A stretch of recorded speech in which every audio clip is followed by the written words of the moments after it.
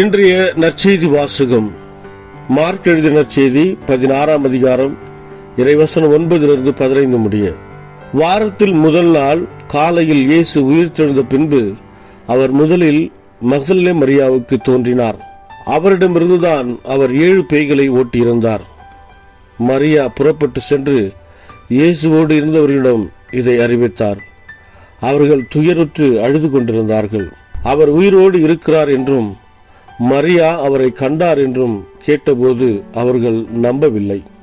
அதன் பிறகு அவர்கள் இருவர் வயல்வெளிக்கு நடந்து சென்றபோது இயேசு அவர்களுக்கு வேற்று உறவில் தோன்றினார்.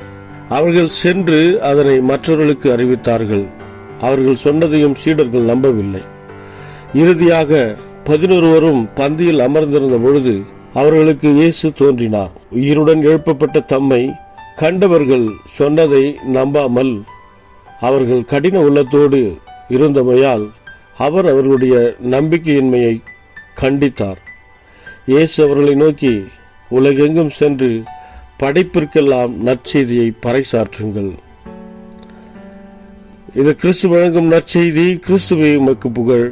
ಮಾರ್ಕ ಅಧ್ಯಾಯ 16 ವಚನ 9-15 ವಾರದ ಮೊದಲನೆಯ ದಿನದ ಬೆಳಿಗ್ಗೆ ಯೇಸು ಜೀವಂತನಾಗಿ ಎದ್ದನು. ಯೇಸು ಮೊಟ್ಟ ಮೊದಲು ಮಗದಲದ ಮರಿಯಳಿಗೆ ಕಾಣಿಸಿಕೊಂಡನು.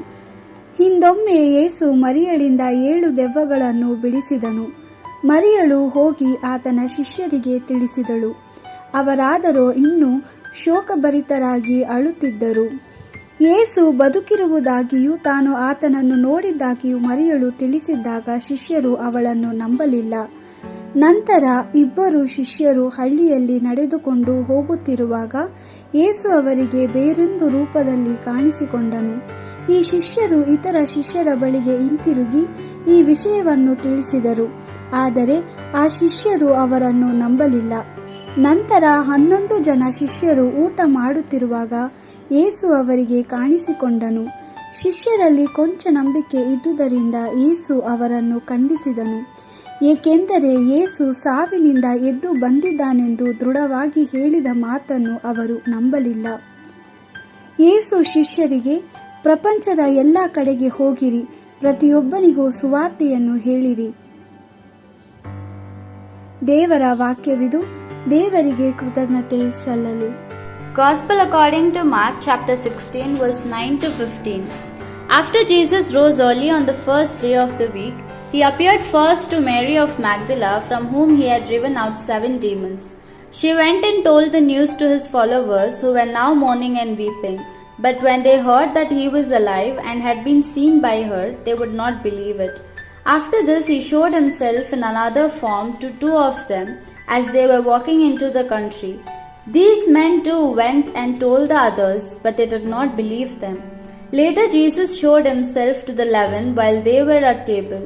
He reproached them for their unbelief and stubbornness in refusing to believe those who had seen him after he had risen. Then he told them, "Go out to the whole world and proclaim the good news to all creation." This is the word of the Lord. Thanks be to God.